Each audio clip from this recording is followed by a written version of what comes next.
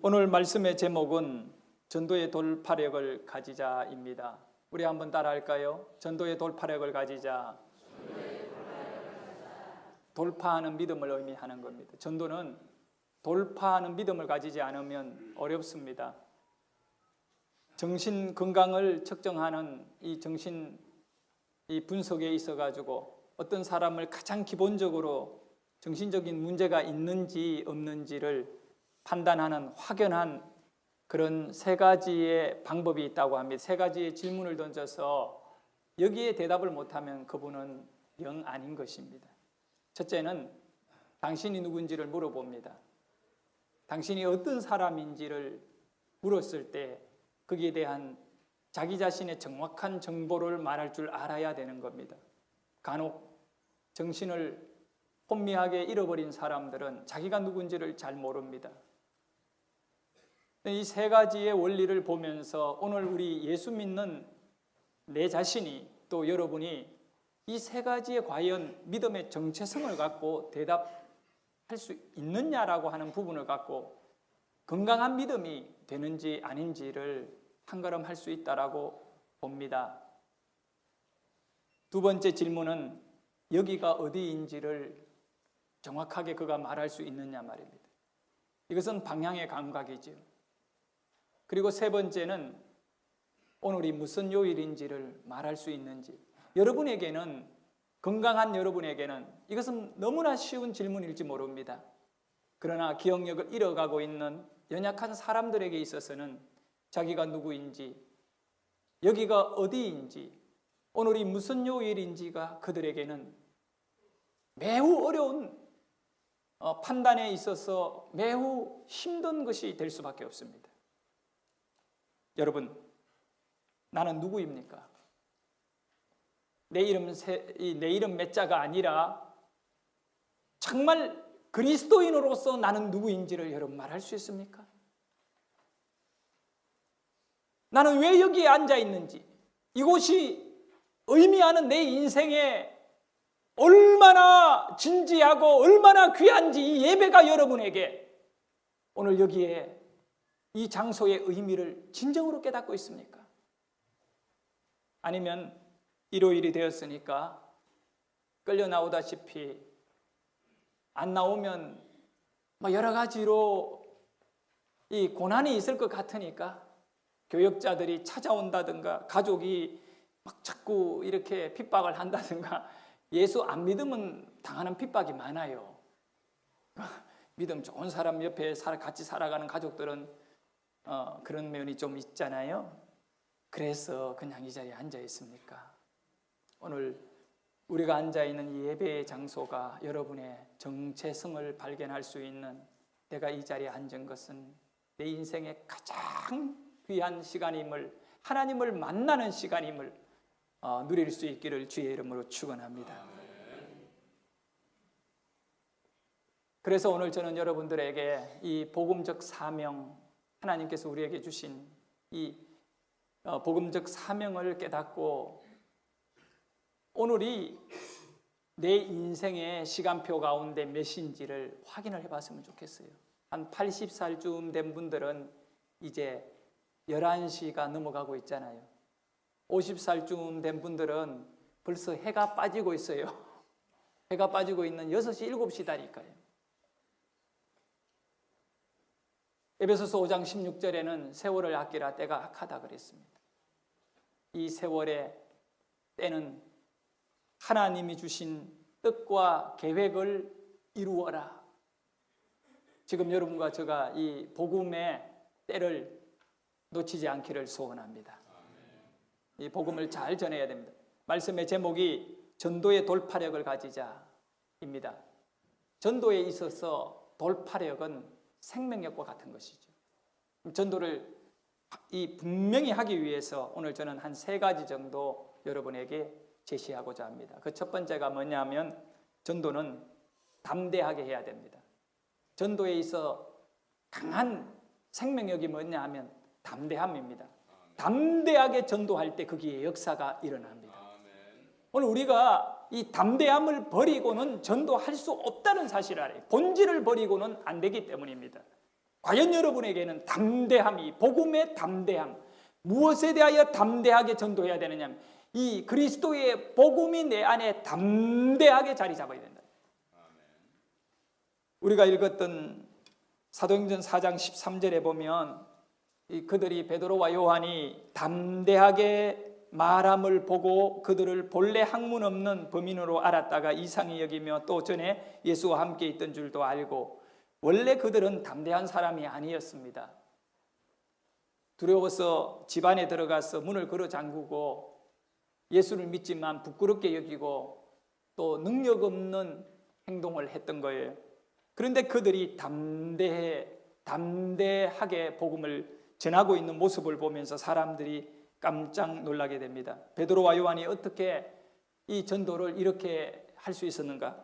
담대하게 전도할 수 있는, 당시 유대인들은 예수 믿는 사람은 다 가려내가지고 그들에게 신문하고 고통 주고 심지어는 공개적으로 죽이기까지 했습니다. 그렇기 때문에 죽음을 두려워하고 고난을 두려워하는 사람은 복음을 전할 수가 없습니다. 베드로와 요한이 담대하게 전도를 하고 있다는 것은 그들은 더 이상 환경에 끌려가고 있지 않다는 것입니다. 남들이 그들을 잡으면 잡힐 겁니다. 그리고 때리면 맞을 것입니다. 이거 각오하고 있습니다. 죽이면 죽을 것을 두려워하지 않는 담대함이 베드로와 요한에게 있었다는 겁니다. 제가 어제 새벽에 설교하면서 환경이 아니라 사람입니다라고 하는 설교를 했습니다. 우리 한번 따라 하실래요? 환경이 아니라 사람이다. 환경이 아니라 사람입니다. 상대방이 나를 잡아 죽이려고 협박하지만 많은 사람들은 그럴 때에는 조용히 문을 걸어 잠그고 잠잠하게 있는 것이 바른 삶이라고 여깁니다. 그렇지만 베드로와 요한은 문을 열고 밖으로 나가서 담대하게 복음을 외쳤습니다. 밖에 나가서 복음을 외치면 잡혀 죽습니다. 고난을 겪습니다. 그런데 그 환경 속에서 베드로와 요한은 외칩니다. 무엇을 우리가 알 수 있습니까? 바로 사람이 바뀌어졌다는 겁니다. 이전에 베드로와 요한은 환경을 쫓아갔습니다. 내 말을 들어주는 사람에게, 나에게 부드럽게 대하는 사람에게만 나는 예수를 전했습니다. 그러나 나를 잡아 죽이려고 하는 그 칼을 들고 있는 사람들에게는 말 한마디 못했던 베드로와 요한이 이렇게 바뀌어진 이후에 담대함을 갖고 나가서 전하고 있는 것은 사람이 변화되었다는 것입니다. 우리가 예수를 믿고 가장 가치 있는 삶은 뭘 의미하느냐 하면 사람이 바뀌어지는 것입니다. 사람이 바뀌어지면 놀라운 은혜가 일어나는 거예요. 신명기 28장 6절에 보면 들어와도 복을 받고 나가도 복을 받을 것이라고 하는 약속의 이 말씀은 환경이 좋아져 있기 때문에, 네가 가는 그 환경이 좋기 때문에 네가 잘 사는 것이 아니라 너라는 사람이 변화되어지고 너라는 사람이 바뀌어지게 되면 너가 어떤 곳에 들어가든 간에, 요셉이 감옥 안에 있든 감옥 밖에 있든 상관없고 중요하지 않았던 것과 같이 우리가 복음의 사람이 되어서 복음의 능력을 입고 살아간다면 그는 어디에 있든 간에 그 사람이 중요하다는 겁니다. 사랑하는 성도 여러분, 로마서 1장 16절에 보면 내가 복음을 부끄러워하지 아니하노니 이 복음은 모든 자에게 구원을 주시는 하나님의 능력이라고 바울은 고백하고 있습니다. 이 베드로와 제자들이 담대하게 복음을 전한 가장 중요한 이유는 바로 내가 복음을 부끄러워하지 않는다, 담대하게 내가 말한다, 담대하게 외친다. 나에게 있는 이 담대함은 어디에서 오느냐 하면 바로 이 복음은 예수 그리스도이거든요. 예수 그리스도는 모든 믿는 자들에게 유일한 구원이자 하나님의 능력이라고 믿기 때문입니다. 예수는 유일한 구원자라고 믿기 때문에 이 구원자를 확연하게 알고 있는 사도들과 제자들은 나가서 이 예수 외에는 소망이 없기 때문에 바로 구원의 능력 예수를 확신하고 있습니다. 여러분이 담대해지려면 작심한다고 되는 건 아닙니다. 각오한다고 되는 것, 소리 지른다고 되는 것 아닙니다. 명상하여 자기 마음을 깊이 있게 다스린다고 되는 것 아닙니다. 이 담대함은 어디에서 오냐? 믿음에서 옵니다. 어떤 믿음이냐 하면 예수만이 구원이라고 하는 확실한 믿음을 가지고 있을 때 여러분, 사람이 나를 죽인다 하더라도 나를 구원하실 자는 하나님이신 것입니다. 예수인 것입니다. 그래서 그는 사람을 두려워하지 아니하고 담대하게 예수를 외칠 수 있다는 것입니다. 사도행전 4장 14절, 오늘 이 본문의 말씀인데, 베드로와 요한이 담대하게 말함을 보고 그들을 본래 학문 없는 범인으로 알았다가 이상하게 여기며 라고 하시는 말씀이 있습니다. 그러면 이 베드로와 요한 제자들은 어떤 사람이었는지를 우리 한번 살펴봤으면 좋겠습니다. 처음부터 이들이 잘났고 똑똑하고 대단하고 용감하고 담대한 사람이었느냐 하면 전혀 그렇지 않습니다.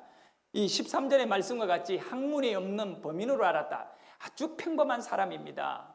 원래 이들은 무식한 사람들이었습니다. 그런 사람들이 바뀌어졌다는 것입니다.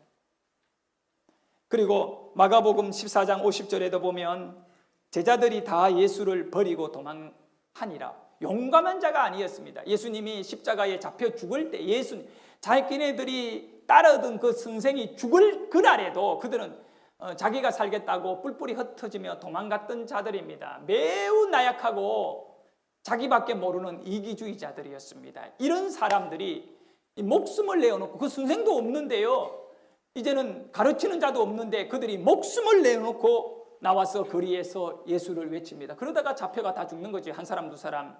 어떻게 그들은 그런 길을 갈 수 있었습니까? 그뿐이 아닙니다. 누가복음 22장 24절에 보면 그들 사이에 그 중 누가 크냐 하는 다툼이 난지라. 여기는 문제가 크게 두 가지 있죠.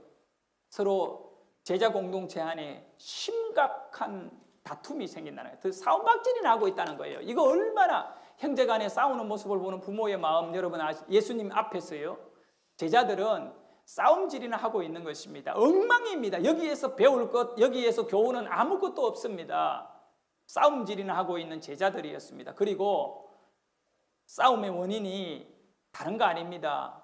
진리를 위해 싸우는 것도 아니고 예수의 말씀이 해석을 서로 달리하기 때문에 그걸 주장하기 위하여 싸우는 것도 아닙니다. 철저하게 그들이 싸우는 원인은 자기 욕심이었습니다.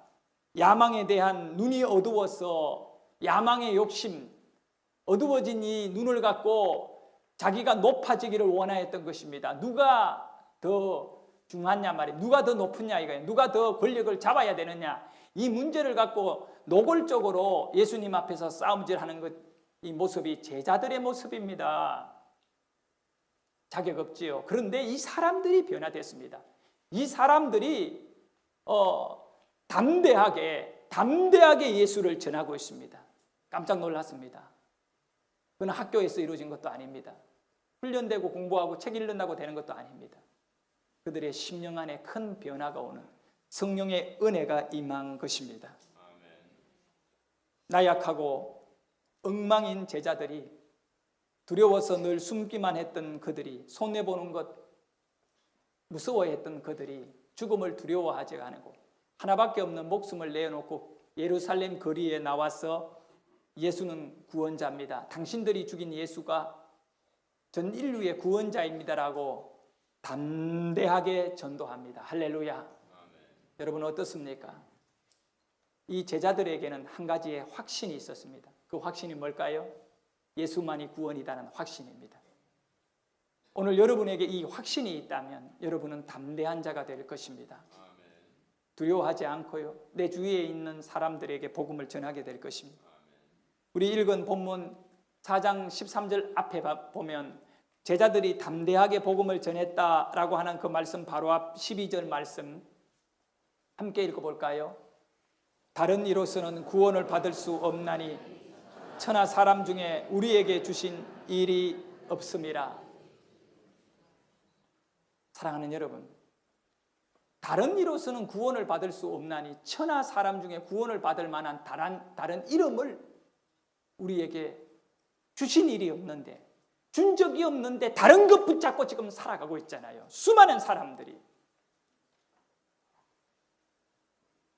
이 예수를 오늘 여러분은 붙잡아야 합니다. 이 예수가 오늘 여러분의 인생의 전부여야 합니다. 이 예수를 향한 열망을 태우시기를 바랍니다. 우리 해피데이 전도, 이는 바로 이 진리 앞에 이 하나의 진리, 오직 이 한 길, 이가 예수라고 하는 이 한 분을 위하여 우리의 인생의 모든 것을 모으는 것입니다. 여기에 능력이 있고 여기에 은혜가 있고 여기 예수 안에 생명이 있다는 것을 믿으셔야 됩니다. 지금 흩어져 있는 그런 어떤 삶의 이 내용을 모으셔야 돼요. 어디에 모아야 돼요? 돈에 모으는 인생이 있고 명예와 권력에 모으는 인생이 있습니다. 건강에 모으는 인생이 있습니다. 그런 모든 것들 크게 못 가고 또 보장되지 않습니다. 예수여야 합니다. 어릴 때 저는 이 돋보기 렌즈를 가지고 햇볕에 이렇게 빛을 모아가지고 뭐 지푸라기도 태워봤고요. 까만 종이들도 불을 막 이렇게 봤습니다. 여러분 다 해봤잖아요. 지금 햇볕에 앉아가 하고 있으면 이상하게 보겠지요. 어릴 때 그거는 매우 재밌는 놀이였습니다. 지금 여러분은 돋보기를 던지고 더 이상의 땅에 있는 지푸라기를 태우기 위해가 빛을 모으는 인생이 아니라 저 하늘로부터 영광스러운 예수 그리스도의 진리의 빛을 여러분의 인생에 모아야만이 여러분의 삶에 정확한 능력과 은혜가 나가게 되는 줄 믿습니다. 그 삶을 여러분이 사셔야 되는 겁니다. 여기에 바로 능력이 나가는 겁니다. 예수입니다. 이 사도행전 4장 12절의 말씀은 다른 이로서는 구원을 받을 수 없으니 다른 이로서는 내 인생에 소망 줄 리가 없으니 다른 이로서는 내 삶의 능력과 영원한 생명을 얻을 리가 없으니 오직 예수에게 여러분은 인생의 모든 힘을 모으고 계십니까? 베드로와 요한과 모든 제자들 사도들이 예수에게 생명을 모으고 그의 미래와 비전까지 다 모으고 나니까 목숨을 잃어버리는 걸 두려워하지 않습니다. 거리로 나갑니다. 예수를 믿어야 된다. 당신들이 죽인 그 예수가 메시아다 외치는 것입니다. 여러분 예수를 모으십시오. 예수 생명의 능력을 여러분의 가슴에 품으시기를 주의 이름으로 축원합니다. 진리를 발견하셔야 됩니다. 안다고 하는 것 자체가 여러분에게 전부 그것이 여러분의 삶을 진리로 살게 한다라고 보장되지 않는 것은 사실입니다. 한번 생각해 보십시다.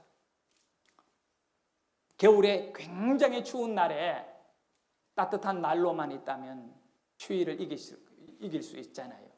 그래서 난로가 있으면 따뜻한데 난로가 좀 더 적극적으로 나갑니다. 나는 이제 안 추워. 내 마음의 난로를 기억했어. 그런다고 영하 1도 2도 막 내려가는 추위 얼음 위에서 몸이 따뜻해집니까? 안다고 되는 것도 아니에요. 난로 앞으로 다가가기 전까지는 그런 추위에 떨고 몸이 얼어갈 수밖에 없는 것입니다. 수많은 그리스도인들이 예수 알고 있고 진리 알고 있다는 것만 가지고 자기의 믿음을 보장받으려고 합니다. 어리석은 자야 왜 모르느냐? 이전의 제자들은 그런 믿음 생활했던 거예요.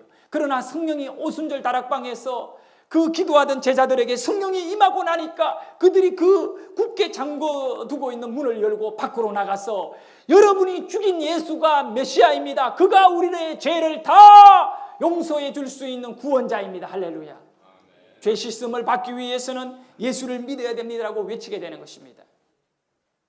사랑하는 성도 여러분, 여러분의 삶의 현장에 이 복음의 능력이 모아지기를 축원합니다. 이제 우리 또한 세상으로 나가서 이 복음을 전할 수 있는 성령의 사람 되기를 축원합니다. 제가 지난 주간에 주일, 월요일, 화요일 3일간 부산에 있는 세계로 교회에 가서 부흥회를 인도하고 왔습니다. 저는 그곳에 가서 설교를 하면서 우리 그 수천 명의 교인들이 나의 설교를 통하여 은혜 받는 것, 그것보다 내게 더 중요한 것은 내가 그곳에서 은혜를 많이 받았다는 겁니다. 이 손현보 목사님의 영성과 목회를 정말 현장에 가서 제가 볼 때 난로 마음으로만 가지고 있던 따뜻한 난로 그것이 아니라 이 불길의 그 느낌이 있는 그 영적인 현장에 가서 보고 느낀 것은 상상을 초월했습니다. 한 20분 안에 집이 없습니다. 물론 뭐 한두 채는 있지요. 그런데 마을이 없습니다. 내가 보니까 전부 공장입니다. 공장. 그래서 내가 이 부흥회를 시작하면 첫 번째 한 말이 뭐냐면 여기는 공장밖에 없으니까 여기는 예수 믿는 공장이다 그랬어요. 성도들이 여기서 예수 잘 믿어가지고 이렇게 나가면 자동차 공장에서 자동차 만들어내고요. 예? 아이스크림 공장에서 아이스크림 만들고요. 생수 공장에서 물을 정제해가 내잖아요. 그렇듯이 이 세계로 교회는 이 시대에 하나님이 쓰시는 일꾼을 만들어내는 교회라고 내가 했습니다. 공장이니까. 그래서 교회도 공장같이 지어놓고 있어요. 그 넓은 땅에 큰 3,000석이라고 하는 엄청 많이 들어가는 이 교회를 지어놨는데 성도들이 가까운 데서 오는 분들은 한 20, 30분, 가까운 데서 오는 분은 20, 30분. 그 외에는 뭐 1시간이 기본이고 멀리서 차를 다 몰고 전도였습니다. 예수를 담대하게 전한 성도들의 열매입니다. 할렐루야. 월요일 날 저녁 이제 하룻밤만 더 자면 저는 집회를 그 다음날 마무리하고 올라와야 되는 월요일 날 저녁에 그 손현보 목사님하고 대화하는 가운데 이런 말씀을 하셨습니다. 우리 교회에 세례를 뭐 한 500명 넘게 이렇게 세례를 지금 줬대요. 세례, 그죠? 올해 2014년도에 500명 가까이 490 몇 명인가 세례를 받았대요. 2014년도에. 그 세례받은 사람 가운데 중이 있다고 하더라고요. 그 해운대 쪽에 부산에 있는 중이 있는데 그런 말씀을 하시면서 오늘 또 그 중이 목사님한테 전화해서 목사님 힘내세요. 제가 열심히 기도하고 목사님을 위해서 또 열심히 목회 잘하실 수 있도록 그렇게 하고 나도 또 힘껏 잘 이렇게 하겠습니다. 이렇게 전화가도 통화도 했다 하면서 말씀을 하시면서 이 중은 절 하나를 이렇게 책임지고 있는 주지인데 예수를 믿고 그러니까 이 세계로 교회 교인이 담대하게 복음을 전하는 거예요. 중에게도 복음을 전하는 거예요. 복음을 전해서 그분이 결국 교회에 와서 목사님의 설교를 듣고 인생의 참 진리를 만나게 되고 이 중이 담대하게 절간에서 교회로 오게 되는 것입니다. 지금 절에 살고 있지만 그래도 이 교회 그래서 하시는 말씀이 지금 굉장히 어려움을 당해 있다는 거예요. 이 중이 왜 그러냐면 교회에 나와서 예수 믿고 은혜 받고 난 다음에 자기 절에 오는 신도를 데리고 교회에 오기 시작한 거예요. 신도들은 뭐 중이 가자고 하니까 그냥 따라왔겠지. 와보니까 교회잖아요. 그 가운데 이 중이 하는 이런 전도에 대해가 안심을 품고 고발을 해가지고 지금 어려움에 처해 있대요. 하지만 목사님 괜찮습니다. 하나님이 역사할 것입니다. 전도를 막 열심히 하는 거예요. 이제는 담대함이 없이 어찌 이런 일이 일어날 수 있겠습니까? 생명의 원천 예수 구원. 오늘 여러분은 이 가슴에 확신을 갖고 품고 있다면, 가만히 앉아 있다면, 안 움직이고 있다면 영적으로 거짓말입니다. 여러분은 머리로만 예수 믿는 거지 가슴으로 믿는 것이 아니에요. 누가 그렇게 얘기하더라고요. 머리에 있는 예수의 진리가 내 가슴까지 내려오는 이 30cm가 30년이 걸리더라고. 사람이 하려면 그렇게 오래 걸려요. 그러나 주님을 의지하십시오. 담대하게 복음을 전하는, 조금도 두려워하지 말고 복음을 전하는 그런 성도 되시기를 바랍니다. 전도 못하는 이유를 우리는 여러 가지를 말합니다. 내 믿음이 부족해서 그렇습니다. 내가 바빠서 그렇습니다. 진짜 전도 못하는 이유를 제가 여러분에게 알려드릴게요. 복음의 확신이 없기 때문에 그렇습니다. 복음의 확신, 예수의 확신입니다. 이 복음의 확신에 믿음이 있으면 전도하지 말라고요. 붙잡아놔도 전도합니다. 감옥에 넣어놔도 전도합니다. 나는 여러분의 삶이 예수로 완전히 변화되기를 소원합니다. 확신을 가지시기를 바랍니다. 예레미야는 이렇게 고백했습니다. 내가 다시는 여호와를 선포하지 아니하며 그의 이름으로 말하지 아니하리라 하면, 그 다음에 우리 같이 읽을까요? 나의 마음이 불붙는 것 같아서 골수에 사무치니 답답하여 견딜 수 없고. 이것이 정상적인 모습인 거예요. 이성적으로는 너무 힘드니까 전도의 문을 닫았습니다. 그런데 내 안에 계시는 예수가, 이 예수가 막 나의 머리를 치고 나오는데 못 견디는 것입니다. 골수에 사무친다는 것이 바로 이겁니다. 어떤 사람에 대하여 그리움이 짙어지면 가슴에 멍이 나고 또 병이 나고 못 견디고 나중에는 잠도 못 자고. 아니, 좀 현실적인 이야기 할게요. 돈이 필요한데 그 돈 없으면 참 어려움이 이렇게 해결돼야 될 돈이 필요한데 돈 나오는 데는 없고 날짜는 다가와요. 예? 그러면 우울한 거죠. 이 돈 문제가 해결되기 전까지는 내 삶은 멍들어 있는 것과 같은 거예요. 그러니까 여러분의 인생에 바꾸어 말하면 예수로 복음 안에 살아야 되는데 살지 못할 때에 오는 고통을 느끼지 못한다면 제대로 예수 안 믿는 거예요. 전도를 하지 아니하고 복음을 전하지 아니하며 예수에 대한 은혜의 그 삶 속에서 내가 막 살아가고 있는 내 모습을 발견하지도 못함에도 불구하고 너무 편하고 걱정이 없고 좋다고 말할 때, 교회 나오니까 참 좋습니다. 그 좋은 것만 갖고 있는 거는 절간에 가서 비빔밥이 그렇게 맛있는 것과 똑같은 것입니다. 여러분, 그것이 무슨 의미가 있겠습니까? 산나물밥 맛있지요? 그럼 그것이 구원을 줍니까? 여러분, 교회에 와서 편안히 앉아있는 1시간 너무 편해서 잠자는 분도 계시는데 그것이 여러분의 영혼에 유익이 된다고 생각해요? 진짜 예수를 믿게 되면 앉아있음이 여러분에게는 멍이 들어야 돼요. 가슴에. 내가 복음을 전하고 복음 안에 살지 못함이 내 안에 말할 수 없는, 마치 철장 안에 갇혀있는 사람이 바깥 환경을 향하여 나가고 싶어 못 견디듯이 복음을 전하고 싶어 못 견디는 여러분의 가슴이 되기를 주의 이름으로 축원합니다. 예레미야가 이 고백을 하고 있잖아요. 골수에 사무쳐서 나는 못 견딘다. 이런 사람 말린다고 되겠어요? 팬다고 되겠어요? 붙들어 맨다고 되겠어요? 전도하는 거죠. 죽을 때까지 전도하는 거죠. 내가 너무 무리한 얘기를 하는가요? 평범한 여러분의 삶에 이런 아주 혁명 같은 일이 일어나기를 원합니다. 이것이 바로 여러분의 인생을 완전히 바꾸는 방법이죠. 여기에 이르게 되면 나머지 모든 삶은 예수님이 책임져 주겠다고 약속해 주셨습니다. 언제까지 여러분은 현재 여러분의 삶에 머물 겁니까? 첫 번째는 담대해야 합니다. 담대하십시오. 여러분의 인생에 대해서, 복음에 대해서 담대하십시오.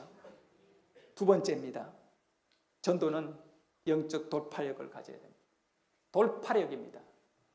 전쟁, 왜 이 전도가 돌파력이 가장 중요한 에너지일까요?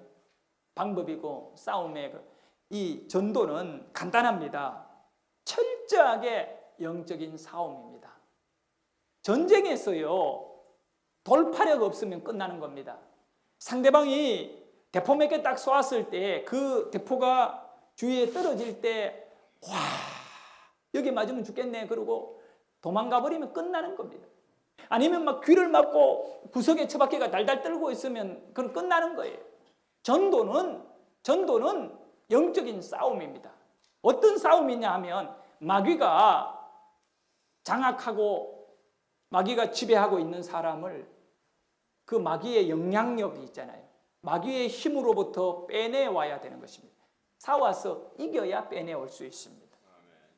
여기 이 싸움에는 돌파력이 중요합니다. 영적인 돌파력이요. 전도는 영적인 돌파력입니다. 초대교회의 강력한 부흥의 비밀은 건물 아닙니다. 신학 체계 아닙니다. 초대교회는 신학교 없었습니다. 신학자 없었습니다. 초대교회에는 뭐 다른 교회 안에 교육 프로그램, 말씀학교 이런 거 없었습니다. 해피데이 전도 이런 거 없었습니다. 초대교회의 강력한 능력은 딱 한마디로 표현하면 영적인 싸움을 그들은 볼 줄 알았다는 것입니다. 그들의 신앙 자체는 영적인 싸움이라는 사실을 분명히 알았습니다. 할렐루야. 우리에게도 이 은혜가 있기를 축원합니다. 여러분 평범하게 그냥 교회 왔다 갔다 하는 것이 아닙니다.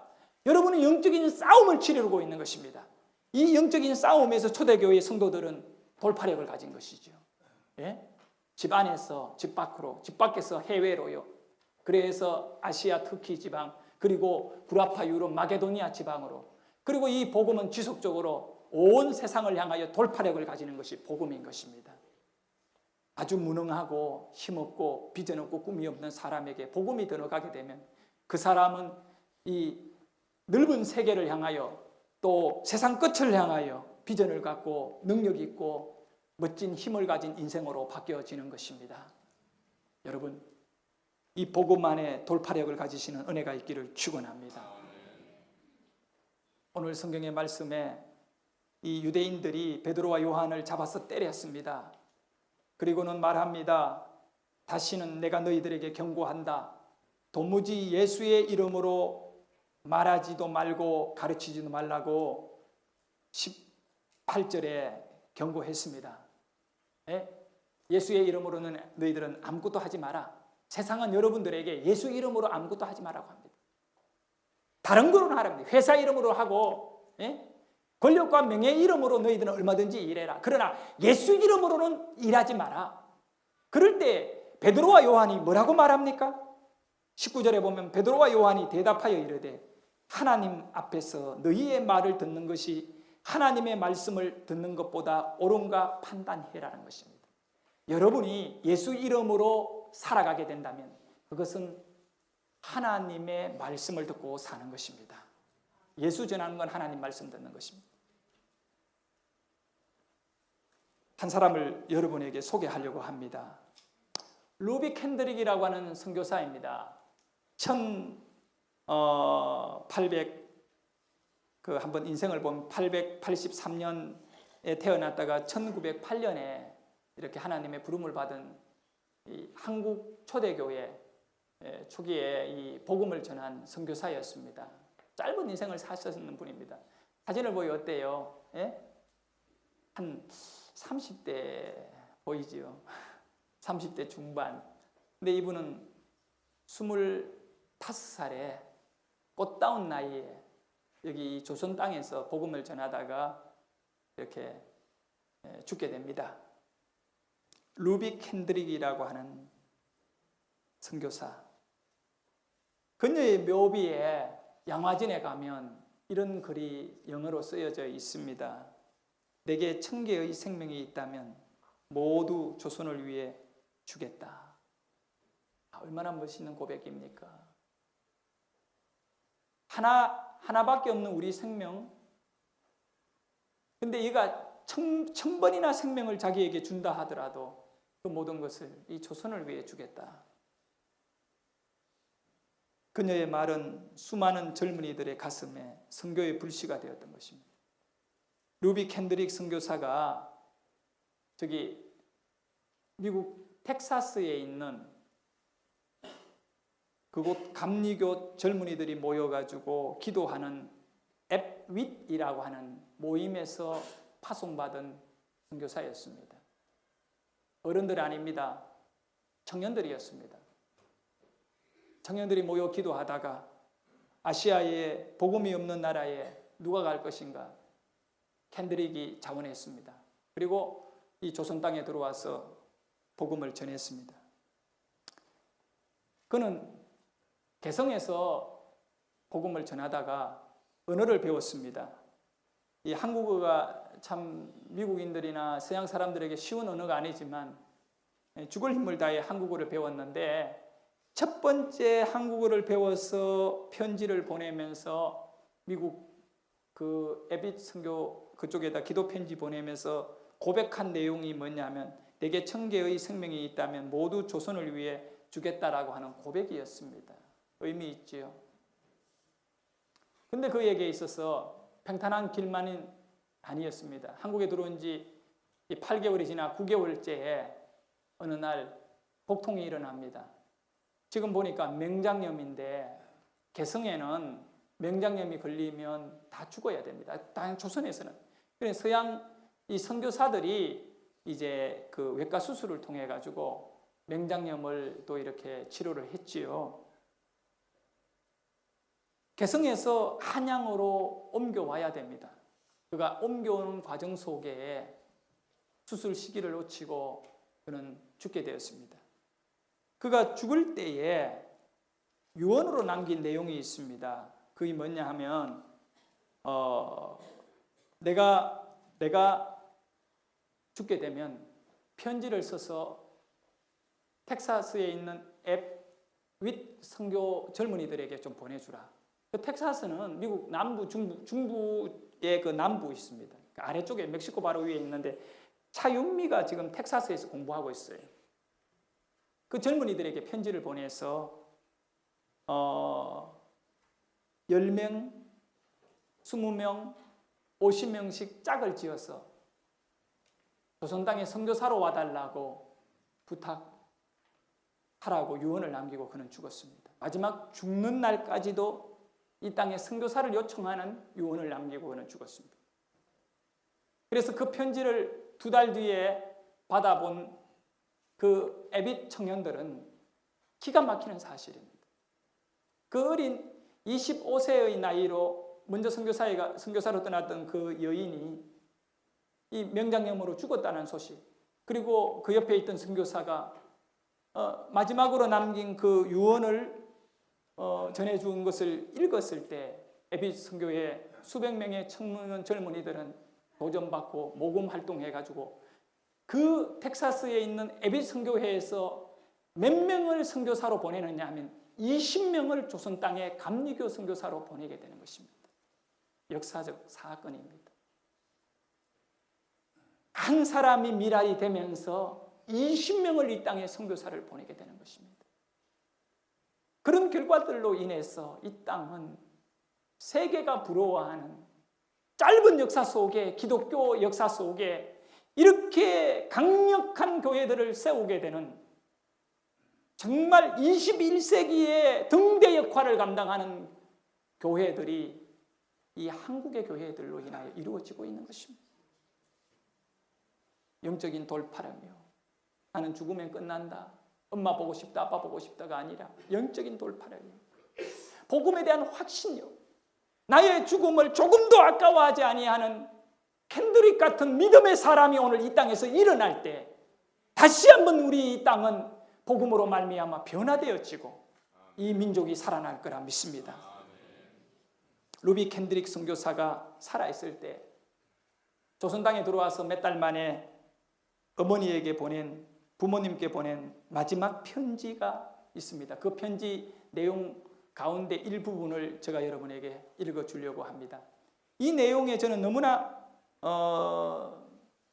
정말 가슴 깊이 은혜 받았다고 표현할 수 없을 정도로 나에게 있어서 많은 이 충격을 주었습니다. 그래서 제가 쓴 책에 보면 이 선교사의 그 편지가 소개되어 있습니다.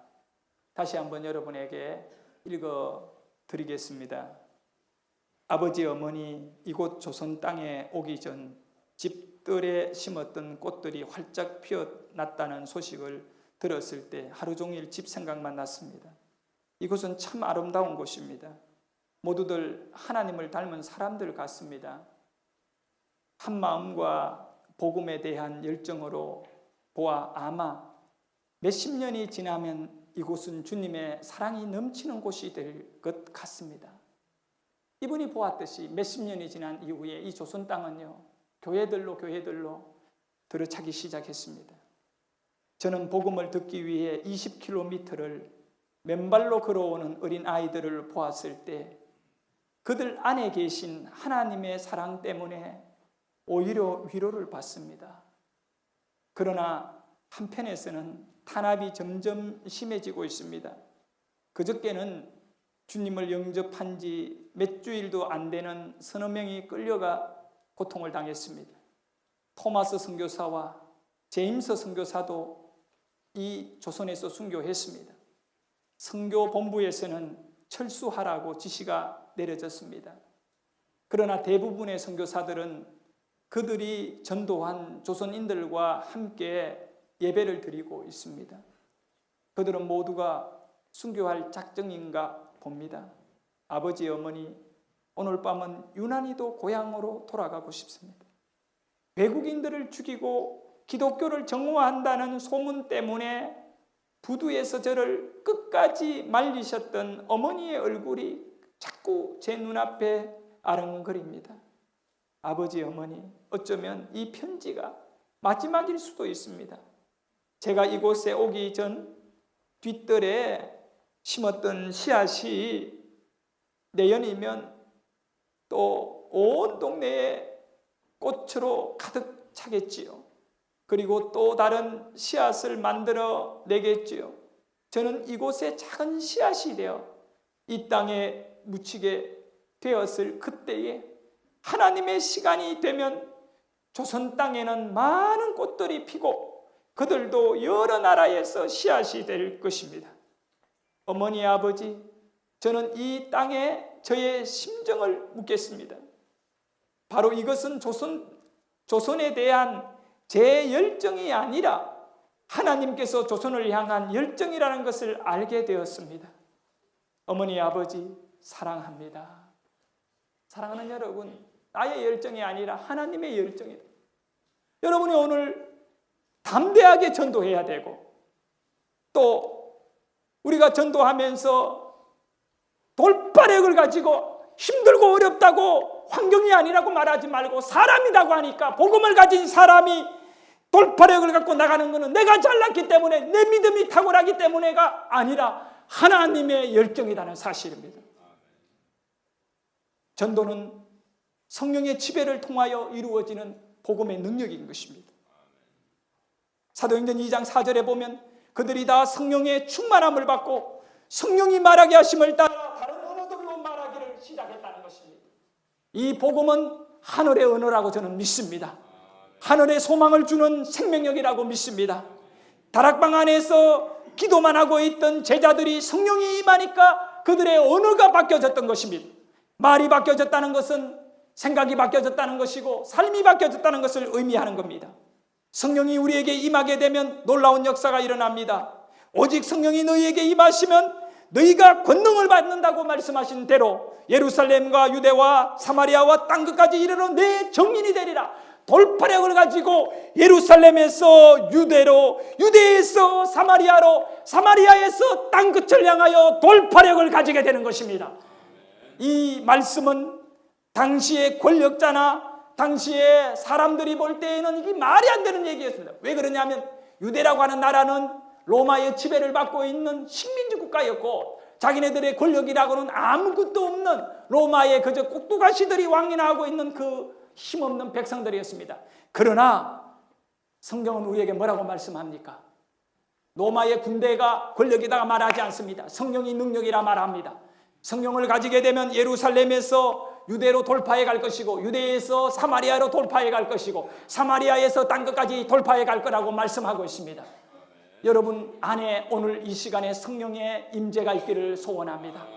여러분이 간구하셔야 됩니다. 성령이 여러분을 붙잡아 주시기를 원합니다. 이 세상이 얼마나 어둡습니까? 여러분의 심령이 얼마나 어두웁습니까? 이 어두운 세상과 심령 가운데 우리의 가족과 이웃들에게 바로 이 성령의 은혜로 말미암아 예수는 구원자라고 하는 이 확신한 이 진리의 말씀이 가슴에 있다면 그것을 담대하게 전하고 그것을 돌파력을 갖고 가서 우리가 함께 이렇게 하나님의 나라를, 천국을 세워갈 줄 믿습니다.